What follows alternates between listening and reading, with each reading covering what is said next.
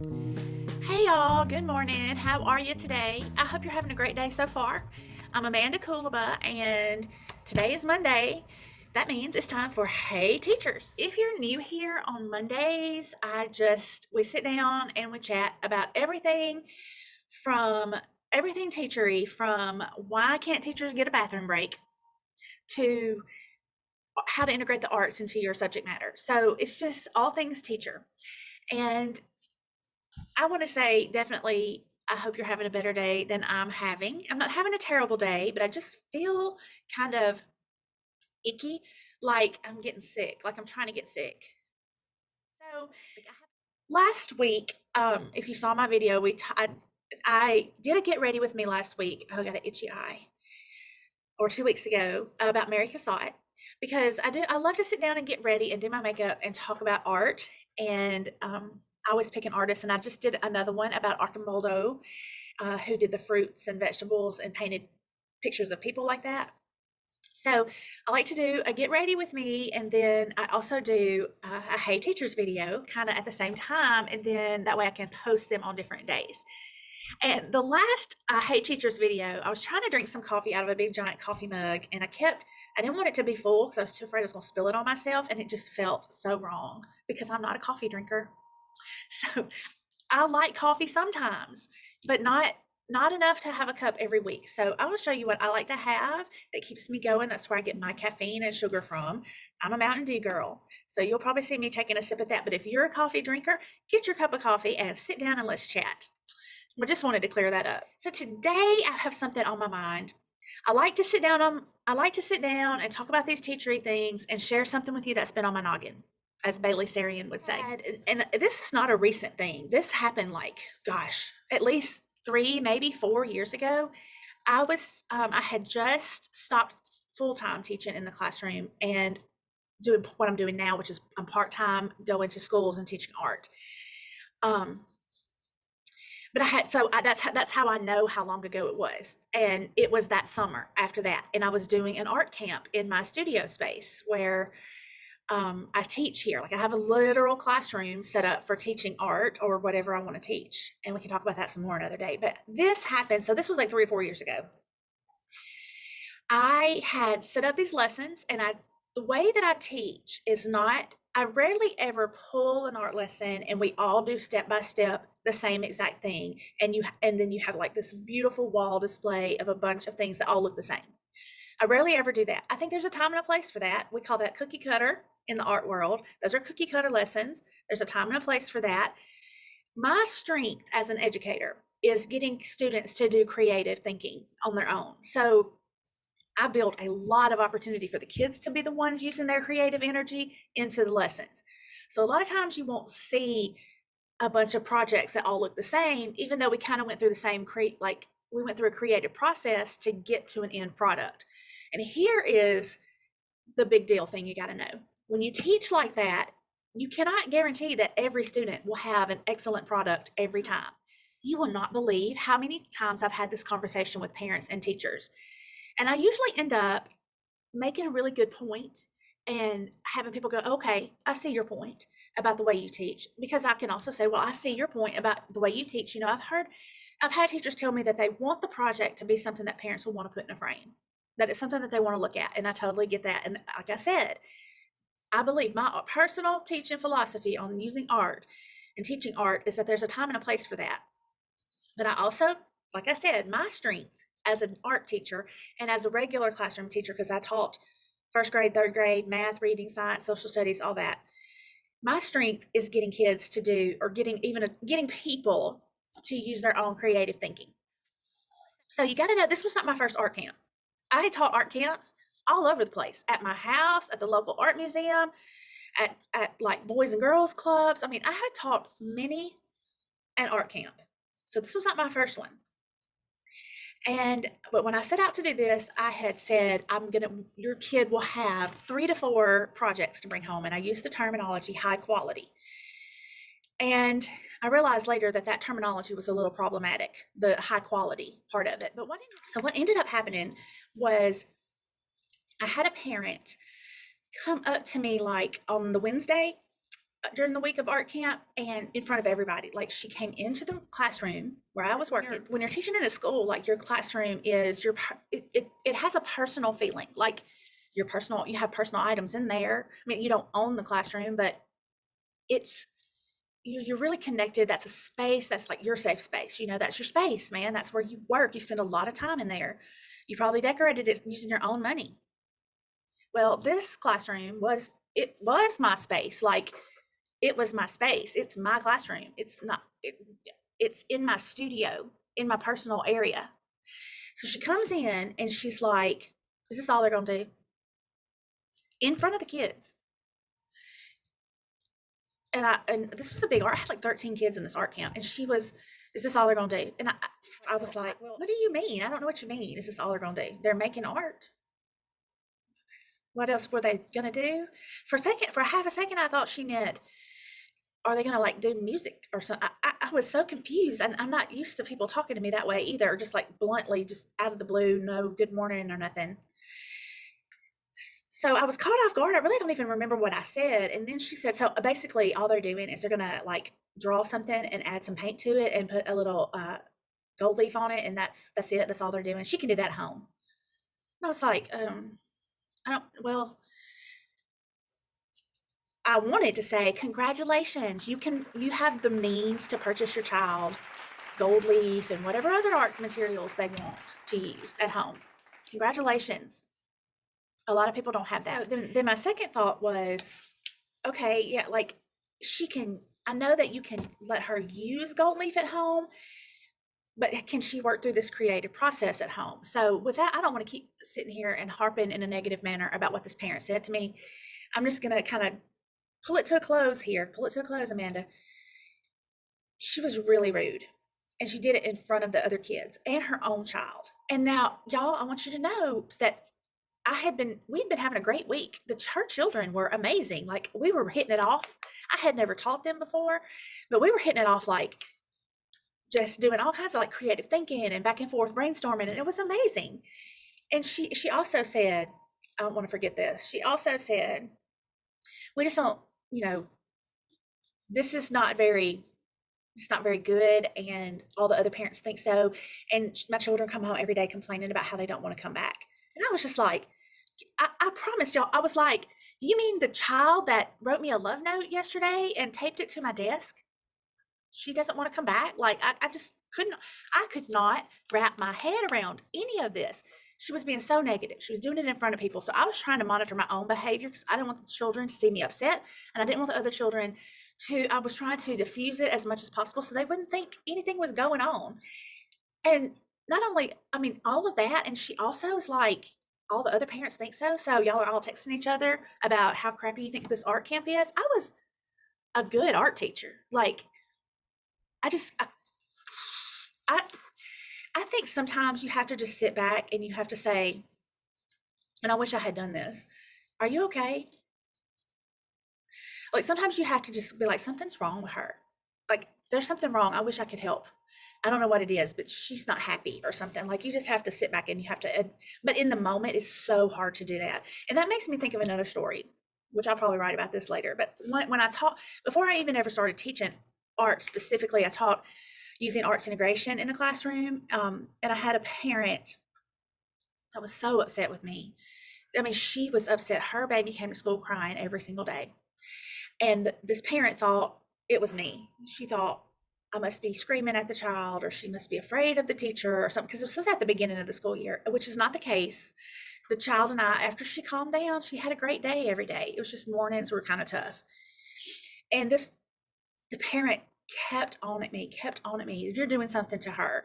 She just doesn't like you. Like I don't get a warm and fuzzy feeling when I come in here and stuff like that. Like the parent saying stuff to me like this, like, and I get, because I have 3 children, you want to advocate for your children, but also like the person you're talking to is a human. Let's keep that in mind, everybody. Turns out after the mother had spent like 2 months coming at me like this, she never ever asked that her child like be removed from my classroom, but it was constantly, what are you doing? Then later, that child's dad came and requested a conference, just me and him, and he said, I've moved out. I moved out right before school started. And so it turns out the child was not upset with me. She was just upset in general. And so was the mom. The mom was really upset too. So they've, it was getting direct, like this negative energy was being directed at me, but it wasn't about me. It was never about me. And no one, I didn't know. And it was, like I said, when you're in that situation, it's really hard to step back and say something else must be going on. And for the parent also, it was, it's hard to say something else is going on that's making me feel this way.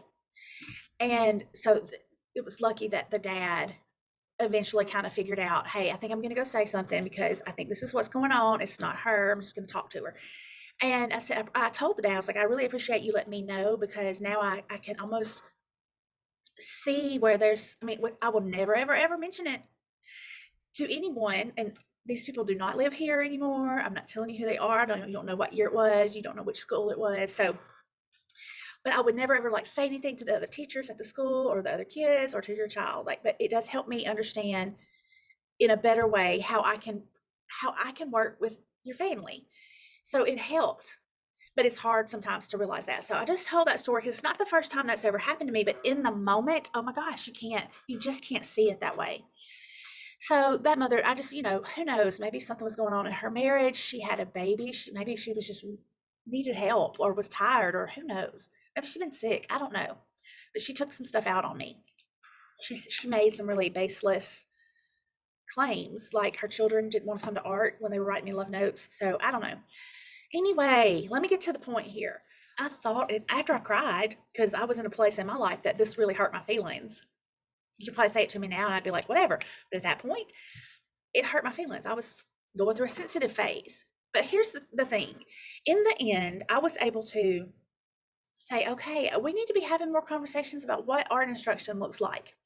Because up until that point, the only art instruction that her children had, their whole frame of reference was cookie cutter. Now remember, I don't have a problem with cookie cutter. Time and place, there's a time and place. But that was their only frame of reference. So when they came to my class and this child went through this major brainstorming process, and we took like what I would call like micro skills or mini lessons, and you can read about it in the blog post. I'll make sure I post a link. We were working hard. That child was using enormous amounts of creative energy. But her mom just didn't like the way it looked. But she didn't know any better. She'd never had any experience with like creative thinking and creative processes. So it just really gave me an opportunity to think about, oh my gosh, why don't we have got to have more conversations about creative processes. And it's really scary in a lot of ways that so many parents and students don't recognize what a creative process is. And that is something that's being like sucked out of the school systems. This is why I do work so hard doing what I do now, is trying to help people get it back in, because I want adults. I want to live in a world where adults can think like that, think creatively. That's how we solve problems and make the world a better place. Anyway, I want to kind of stick to this format of my blog post that I wrote. Like I said, I'm going to put that in the comment or in the description. First of all, if a teacher has designed a lesson where they've come up with this cute end product, and everybody's going to have the same end product, it's going to be really cute. The teacher was the one that was doing the creative thinking. And she's showing the students how to make the exact same thing that she made. Time and a place. I do not want anyone to walk away from this video and think that I'm saying that that's wrong. I'm saying time and a place. Time and a place for it. And there's lots of valuable things that can come from that. Talking about something else here. When for a child to make creative decisions, y'all, it can be as simple as something like, do I need 3 chairs? And I think I wrote about this in the blog post. Should I put 2 chairs or 3 chairs in my painting? And let me tell you why that's a hard choice for a child, because they've got to apply what they know about proportion, balance. Are they going to be able to draw 3 chairs that all look the same or look similar enough that if they want that, or do they need them all to be different? If they need 3 different chairs, that's 3 whole different processes they've got to come up with. to develop those chairs. How do they get depth in there? They've got to apply what they know about depth, because otherwise the chair is just flat and have the front part that comes out where you put your bottom. I mean, there's so many things that they have to think about. And for us, I mean, I don't know many adults that can draw with that kind of depth a chair and make it look like it has depth. But for us as adults, regardless whether or not you can or can't do that, it seems like deciding whether or not you need 2 or 3 chairs, it's like, we want to be, well, just pick one, pick 2 or 3. We don't think that's a hard decision. We don't think that. We are adults, and some of us have had the creativity and the kindness squashed out of us at some point. But for a kid, that's a big decision. Like, they have to think. And here's the part that was so sad about this whole situation, was that I knew what these kids had been through to get to the point where they had this finished piece of work that the mother was calling crap and saying that they could do it at home, and it was basically like, this is not important and I don't like it. It's basically what she was saying. And she was saying, like I said, right in front of all these kids, and I know her child heard it. So I think, well, what is that child like? What is she going to learn from this thing that just happened? That all of that hard work that I just did means nothing, and that it wasn't good. That's so sad. Can't, oh, that poor baby. Anyway, so we've got teachers. Hey, teachers, please, please make a point to better understand what a child's creative process looks like, whether it's creative writing process or a creative musical process or drama, a theater, acting, visual art, anything, that it's all very similar, dance even. Please try to educate yourself, like make a point to understand it better, because it looks different. It's similar, but it can look a lot different in children than it does in adults. Teachers and parents, let's try to better understand children's creative processes. Let's try to give them more opportunities to be truly creative and not copycats. And let's try to accept the fact that every product that everything they produce we may not like it. We may not think it looks good, but that's okay. They may not think it looks good. We don't have to tell them that we love everything they do. We can just talk to them about it. They'll be satisfied if you just talk to them about it. You don't have to say, oh, it's perfect. And it doesn't have to be perfect. Everything doesn't have to be frame worthy. I think the process is so much more important than the product in this context. Yeah, sometimes we need products to hang up. I get that. I know. We got art shows to do. We've got medical offices that want us to frame artwork to hang up in the, we need to hang stuff at the library. Love it. Love it. That's all good. Time and place. But every product does not have to be something that we would want to hang on the wall. Maybe the kid loves it and wants to hang on the wall. There's been plenty of times when I've seen children create work. It was good work. They did what they were supposed to do. They applied all the knowledge they were supposed to and did all the creative thinking and went through the process. And I just did not prefer visually. It wasn't my style, wasn't what I liked. I didn't tell them that, but it ended up being frame worthy, even though it wasn't something that, like, it didn't have polka dots on it. Y'all know I love polka dots. But the kid loved it and they wanted it framed. So there's a lot of things to consider here. And I think it's worth, like, if we value our children's mental health, first of all, and we want them to feel worthy, and if we value their brains, like if we want them to be movers and shakers, maybe some of us don't want that. Maybe some of us don't want our children to rock the boat. I personally want them to, maybe they don't have to rock the boat, but I want them to know they can. I want them to know how. Like, I want people who are going to think of innovative new ways to do things. That's what I want. I personally do want them to have, I want my own children, and I want the children I teach to know that they can and know how to get outside the box and make things better if they choose to. You maybe not all of us want that, and I guess that's okay. But if that is something we value, and at the same time we want them to have good mental health, I think it's worth it to consider some of this. Now I feel like I'm just talking in circles, but I really wanted to take a minute and just give my spiel about how important this is. It's important to your child, to your students. It's important to you as an individual adult. It's important to your family. It's important to the little ecosystem of your classroom and the culture and climate of your school. It's important to the bigger picture and everything. I'm all about a big picture. I'm a big picture thinker.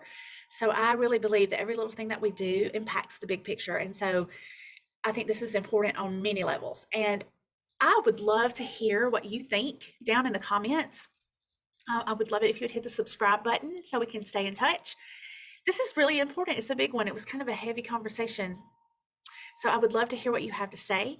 And I will see you next week. I genuinely wish you the best. I hope you're having a great day and try to hang in there because I know it's tough right now.